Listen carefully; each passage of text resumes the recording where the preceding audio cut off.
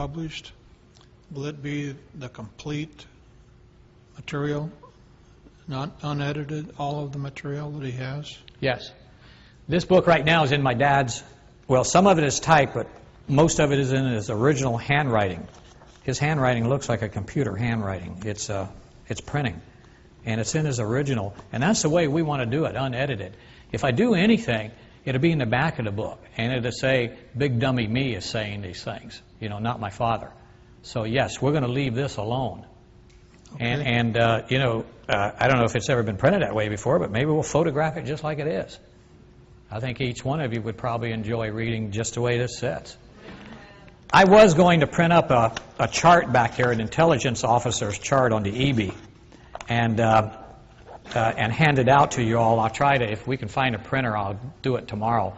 And it just shows the logical of why the EB can travel in space and why we can't. And it goes through a chart of what we have, what they have, what, you know, a comparison chart. I'll see if I can get it printed up for you guys and hand it out to you tomorrow. Oh, that'd be great.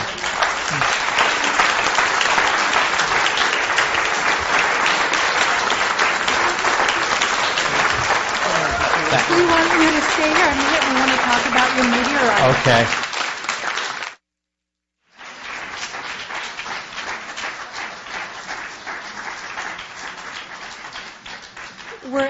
We're actually not quite done yet with Phil, because Phil has made one other exceptional contribution to our conference.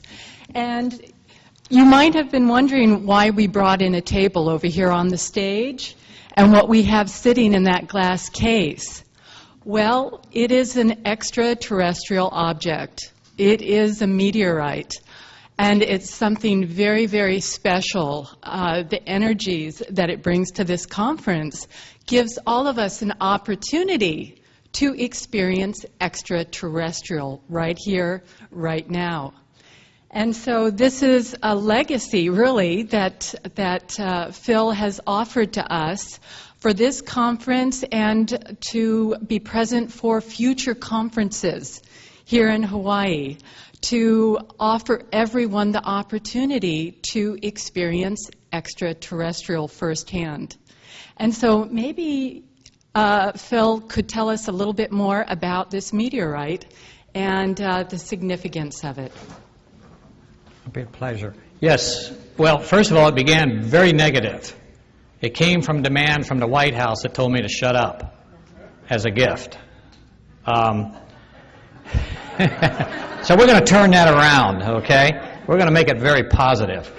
The unit itself, about 3 months ago, my middle son, the youngest son, Andrew, and he's mentioned in the book too. Isn't that weird tonight? Andrew wanted it.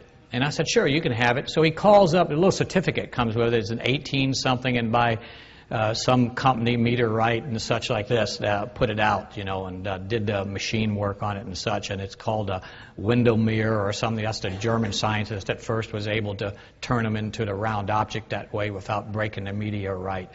All the lines on it are strikes, it says, where it's been struck in space by other meteorites. And as it builds and builds and builds, those lines that are in it go through to the very beginning. There's a dot in the middle of it that's black. It's called a Gibbons. And it's supposed to be a rare earth element, not element, it's a rare earth metal that's not found on this planet, so they tell me. It's only found in meteorites. So it's here, I mean, but in meteorites. Anyway, my son says that he wanted it. So he called the company. And the guy gets real upset with my son. And my son comes back and he says, Andrew says, Dad, he says we're not supposed to have this. It belongs in the museum. I said, well, give me the number. I'm going to call that guy. So I call him up and he says, I'm going to sue you. He says, if you own such an object as that. You're not supposed to have it, he says. And besides, it's phony. He says, I never wrote that certificate and so on. I said, well, maybe I'll sue you then if you never wrote it, you know. So end of conversation. But we'll turn it around. And that's basically why you all have it, because I want it to be unity. Maybe we can arrange for everybody to come and touch it. That seems to be the idea behind it, because if we all touch something from out there, and can you imagine if we only could have a video camera on that thing and see where it went for the last billion years? Wouldn't that be magnificent of its path and what it passed and what it traveled through, what planets, what scenes it's seen, what stars were born, what neutron energy is in it and such? It would be unbelievable. But I think as we touch it, maybe it will reveal its path to us. Thank you so much.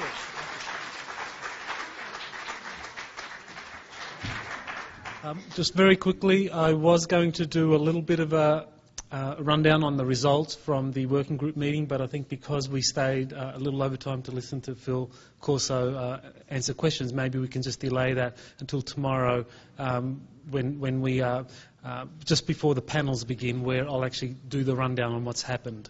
But definitely there's something to report which is very positive. So go and enjoy your dinner.